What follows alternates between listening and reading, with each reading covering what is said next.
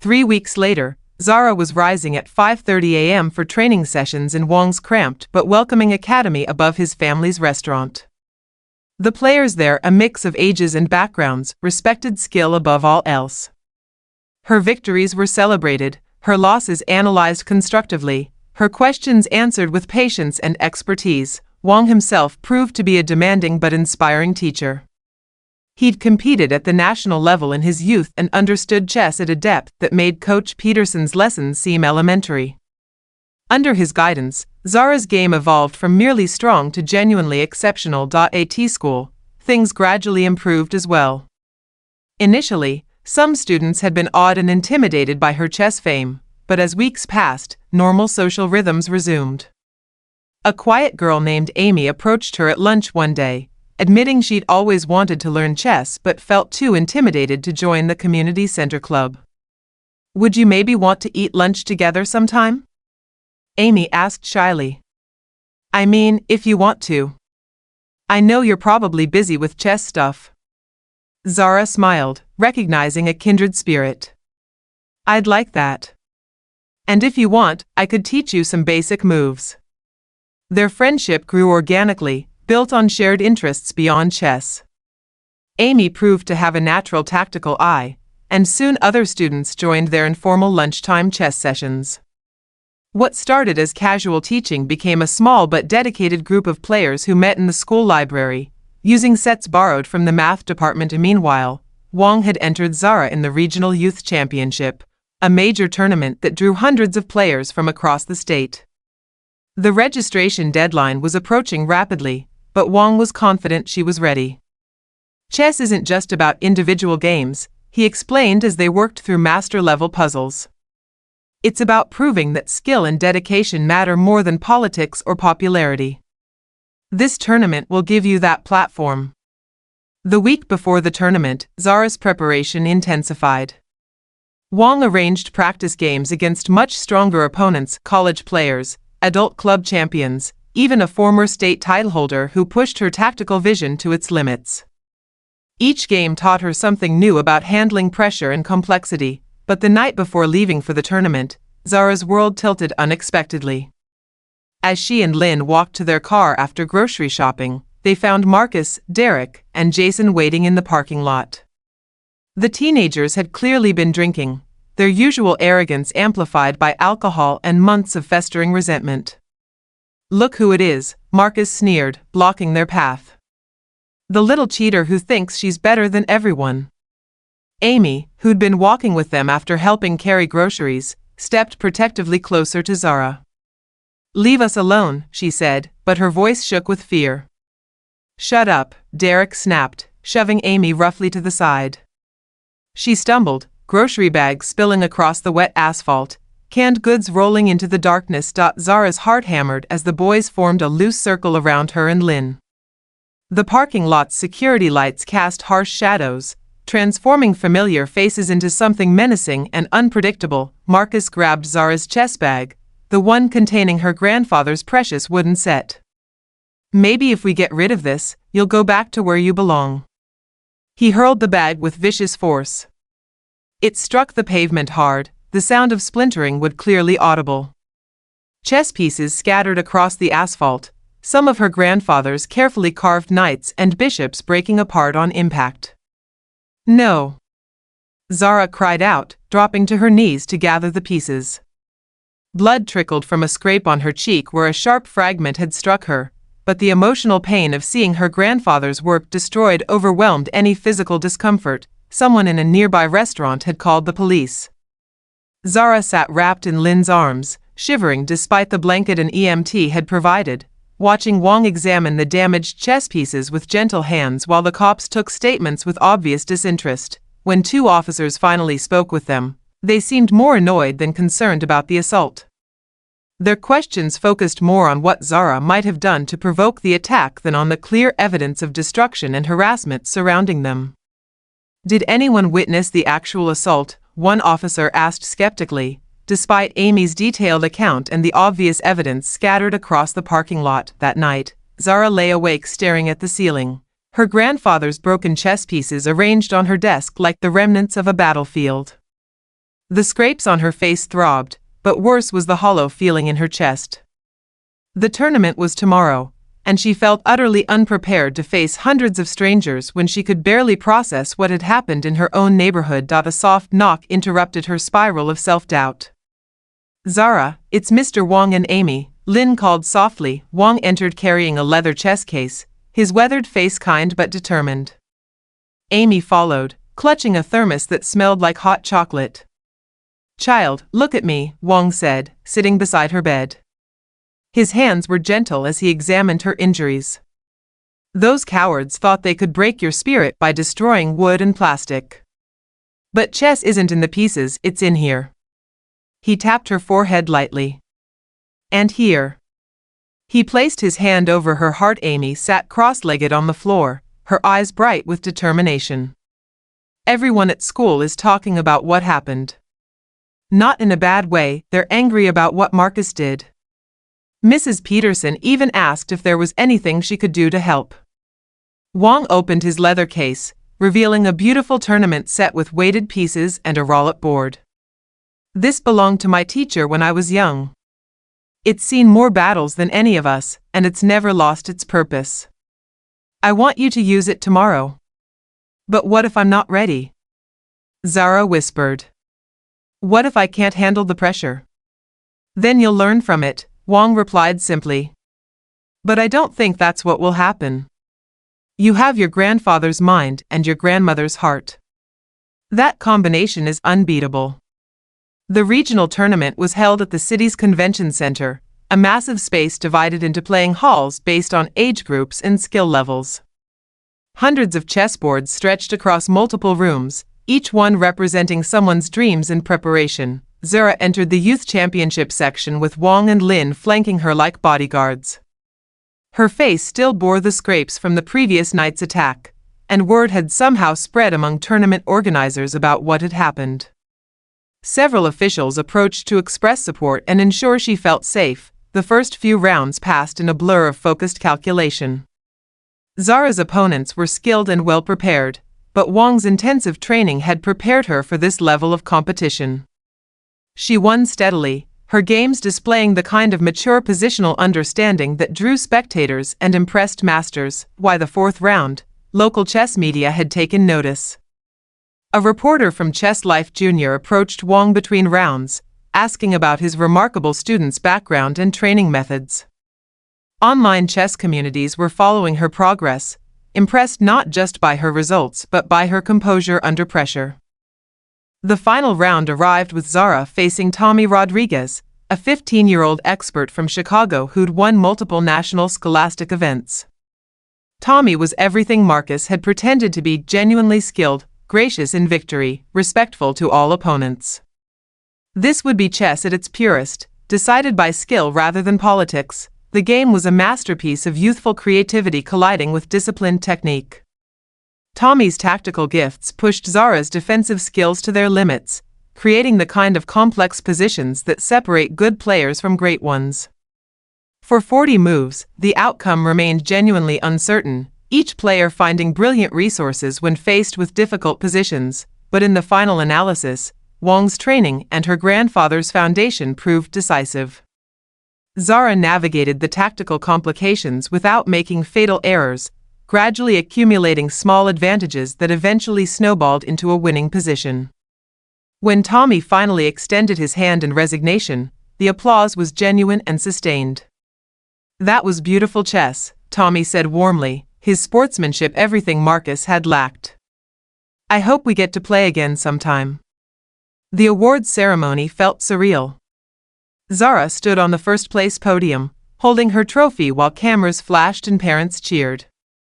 Lin watched from the audience with tears in her eyes, thinking of her late husband and how proud he would have been, but perhaps the most meaningful moment came afterward, when a group of young girls approached Zara hesitantly. They'd been watching her games all day, inspired by seeing someone their age compete so fearlessly against older and more experienced opponents. "Could you maybe teach us some of those moves you used?" one asked eagerly, her eyes bright with possibility. Zara knelt to their level, Wong's borrowed chess set between them. "Chess isn't about memorizing moves," she began, her voice gaining confidence with each word. It's about seeing patterns and thinking ahead. Let me show you how my grandfather taught me to see the whole board. As she demonstrated basic tactical patterns to the eager children, Zara realized something profound had shifted. The tournament victory was meaningful, but this moment, sharing knowledge and inspiring others, felt like the real purpose of everything her grandfather had taught her. The drive home was filled with excited conversation about future tournaments, training plans, and the growing chess program Zara wanted to start at school. Wang had already committed to helping with coaching, and Amy was recruiting friends to join what they'd decided to call the Riverside Chess Collective.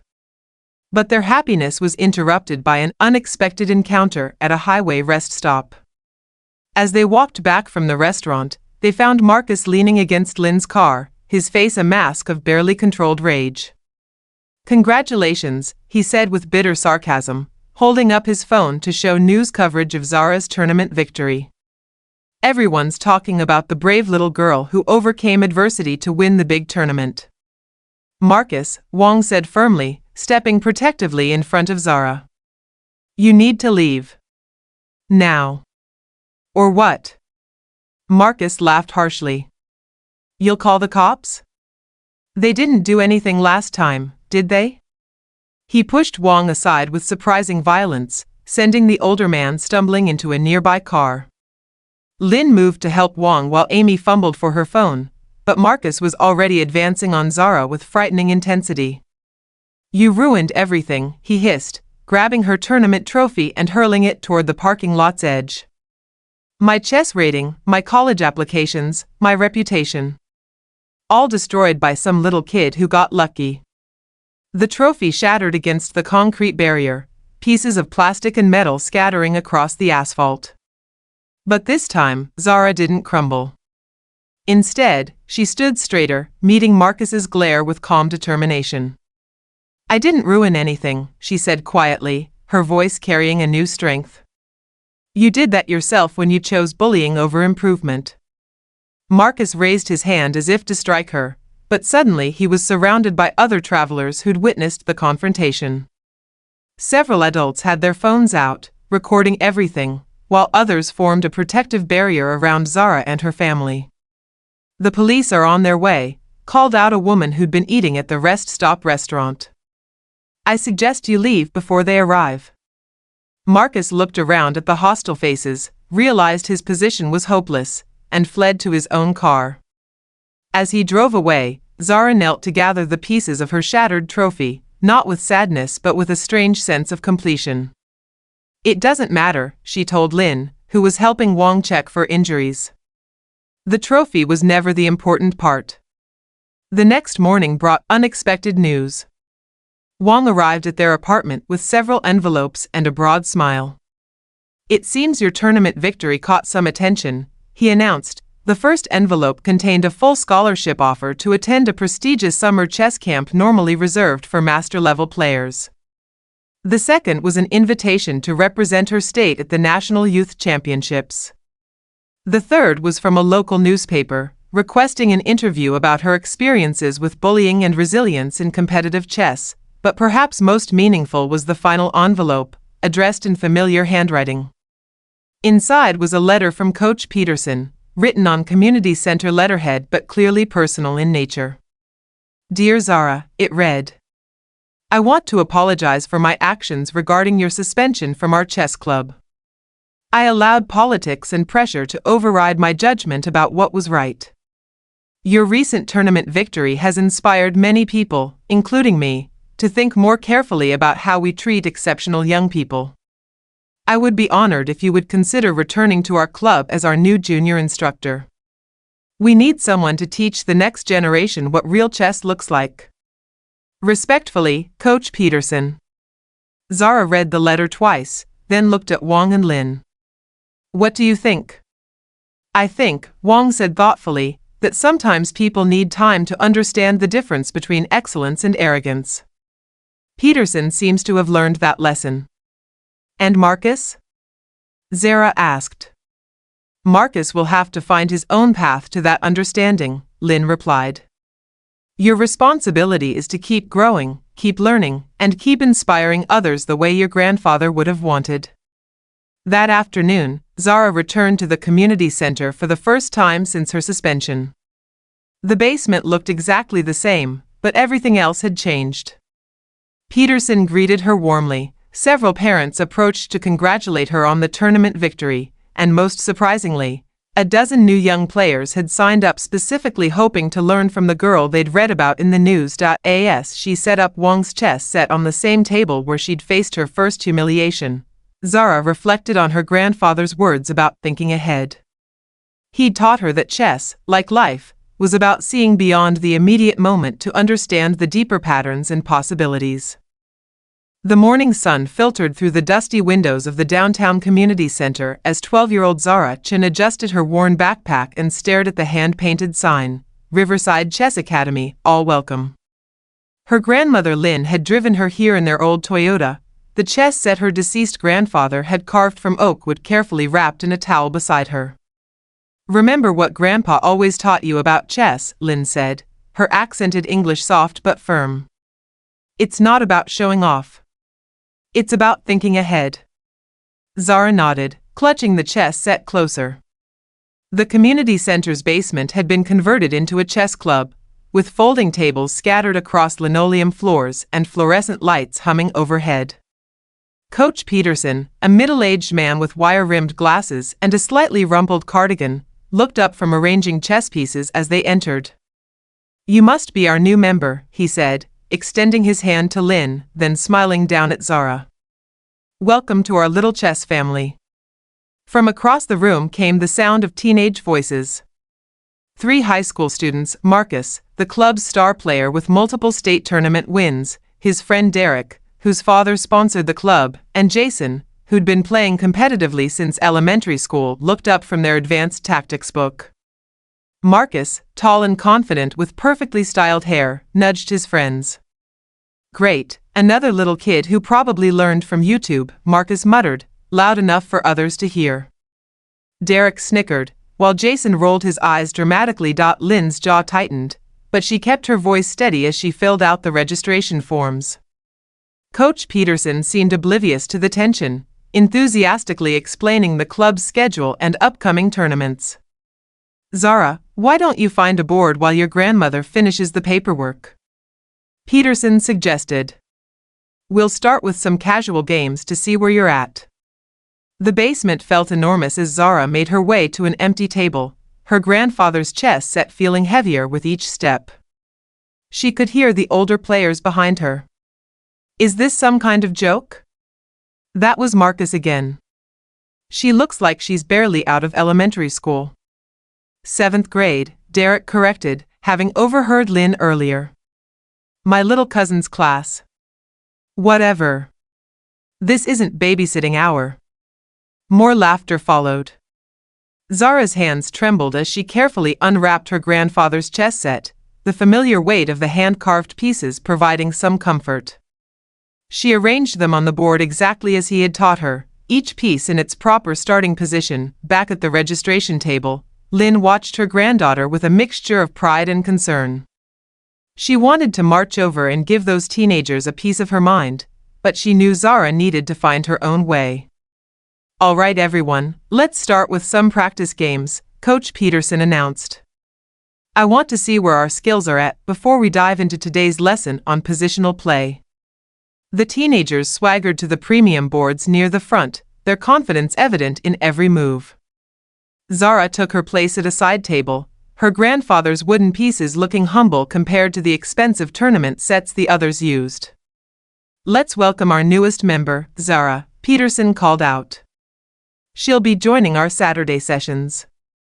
Jason coughed something that sounded suspiciously like babysitting duty, triggering another round of barely concealed snickers from his friends. Lin watched from a nearby chair, her hands clasped tightly in her lap. Every instinct told her to intervene, but she remembered her late husband's words about letting children fight their own battles with dignity. The practice session began with Peterson pairing players for quick games. Zara found herself matched against a quiet 8th grader named Sam, who seemed kind enough but clearly didn't expect much competition from the new girl. "Don't worry if you lose," Sam said, not unkindly. Everyone's nervous their first day. But as the game progressed, Sam's expression shifted from patronizing patience to genuine surprise. Zara's opening was textbook perfect, her development logical and efficient. When Sam attempted an aggressive attack on her king, she deflected it with elegant simplicity, then launched a devastating counterattack that left him scrambling. "Checkmate," Zara said quietly, her voice barely audible over the noise from other tables. Sam stared at the board in disbelief. "That was really good. Where did you learn to play like that?" "My grandfather taught me," Zara replied, carefully resetting the pieces. Marcus glanced over, his eyebrows raised. "Lucky guess," he muttered to Derek, but his voice lacked its earlier confidence. Coach Peterson clapped his hands for attention. "Excellent work, everyone.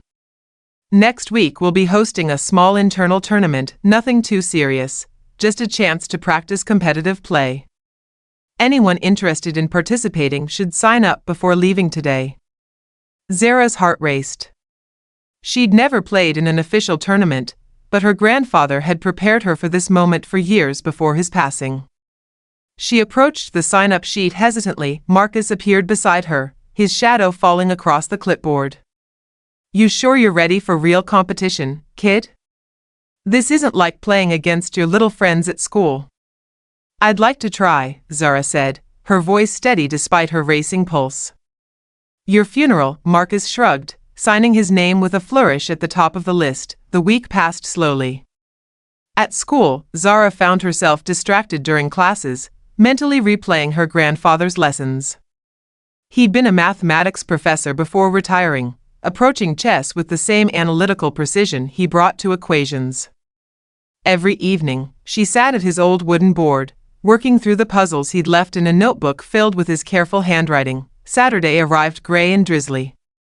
Lynn dropped Zara off early, noting the unusual number of cars in the community center parking lot.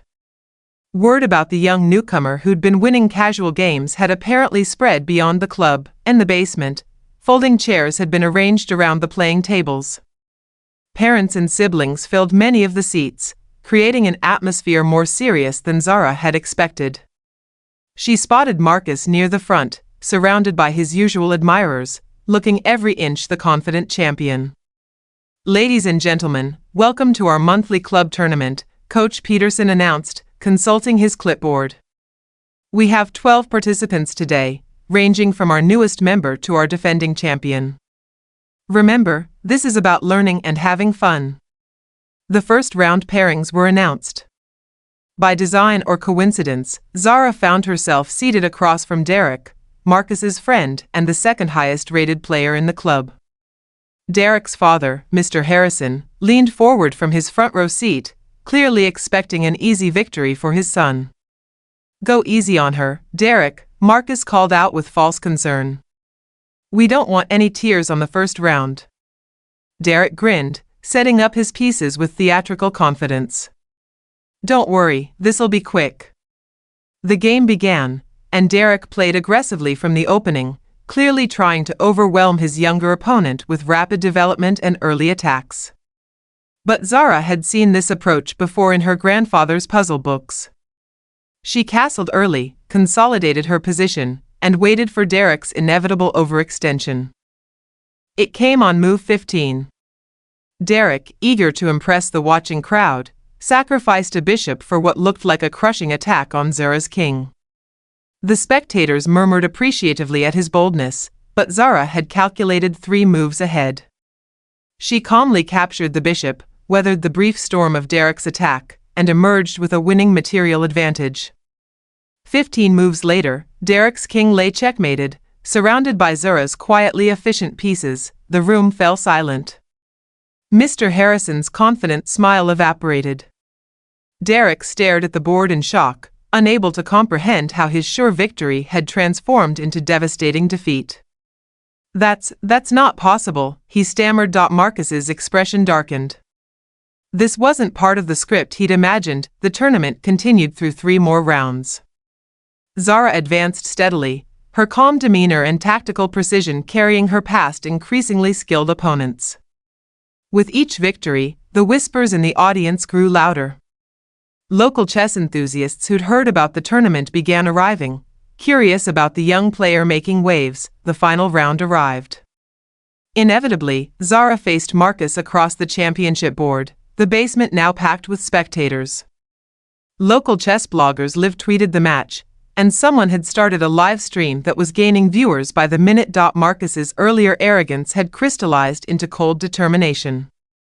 He'd spent the week researching aggressive openings, convinced that raw tactical complexity could overwhelm his young opponent's positional understanding. The game began with Marcus launching into the sharpest variation of the Sicilian defense he could remember.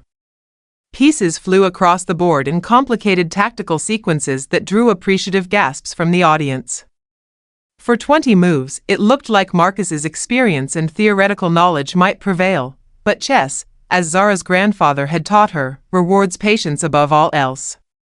She navigated the tactical minefield carefully, giving up material when necessary but maintaining the structural integrity of her position. When Marcus's attack finally spent itself, she found herself with a subtle but decisive advantage, better piece coordination and a safer king. The endgame was a masterpiece of technique. Move by move, Zara converted her small advantages into larger ones, demonstrating the kind of positional understanding that usually took years to develop. Marcus fought desperately, but his position crumbled under the relentless logic of her play. "Checkmate," Zara announced quietly, her voice barely carrying over the stunned silence of the crowd. The basement erupted. Spectators who'd never seen such mature play from someone so young leaped to their feet. Coach Peterson stood slack-jawed, trying to process what he'd just witnessed. Even some of Marcus's former supporters were applauding, won over by the sheer beauty of Zara's game. Marcus sat frozen, staring at the board in disbelief. His carefully constructed image as the club's untouchable champion lay in ruins, checkmated by a 7th grader with a homemade chess set. "Congratulations, Zara," Peterson managed, his voice filled with genuine awe. "That was remarkable chess. I don't think I've seen positional play that mature from someone your age in 30 years of coaching." But the victory came with unexpected consequences. As word spread through the local chess community about Zara's tournament win, not everyone celebrated. Some parents of other junior players complained that she must have received inappropriate help. Marcus's friends spread rumors that she'd somehow cheated, though they couldn't explain how cheating was possible under tournament conditions. The backlash reached its peak when Mr. Harrison, Derek's father and the club's primary financial sponsor, demanded a meeting with Coach Peterson. Behind closed doors, he threatened to pull his funding unless something was done about the disruptive influence of the new girl. The following Saturday, Peterson pulled Zara aside before the regular session began. His expression was pained, his usual warmth replaced by uncomfortable formality. "Zara, we need to talk about your playing style," he began hesitantly. "Is something wrong with how I play?" Zara asked, confused. "No, not exactly. But some people feel that your wins have been too decisive. Too dominant. It's making other players uncomfortable." Lynn, who'd been waiting in the parking lot, noticed the unusual length of their conversation and came inside. She arrived just in time to hear Peterson's next words. "I think it might be best if you took a break from the club for a while. Let things settle down." "You're suspending her for being too good?" Lynn's voice cut through the basement like a blade. She won fair and square, followed every rule, showed perfect sportsmanship. Peterson looked miserable but held firm. "It's not about rules. It's about maintaining harmony in our chess family. Sometimes we have to make difficult decisions for the greater good." "The greater good," Lynn repeated coldly. "I see. And I suppose Marcus's harassment of my granddaughter was also for the greater good?" "I'm sorry, but my decision is final." The drive home was quiet, both grandmother and granddaughter processing the injustice. That evening, Lynn made phone calls to old friends in the city's Chinese community, explaining what had happened. By Monday, word had reached David Wang, a former chess master who now ran a small chess academy in Chinatown. Wang called that evening, his voice warm and encouraging. "I heard about your tournament win," he told Zara. "Would you be interested in training with some serious players? We meet early mornings, before school." Looking around the room at eager young faces waiting to learn, she finally understood what he'd really meant. The individual games mattered, but the true victory lay in passing on the knowledge, the discipline, and the joy that chess could bring to patient students willing to learn. "Okay, everyone," she announced, her voice clear and confident. "Let's talk about how chess teaches us to turn challenges into opportunities." The afternoon sun streamed through the dusty windows, illuminating the chessboards where a new generation of players would learn that excellence, combined with character, could overcome any obstacle.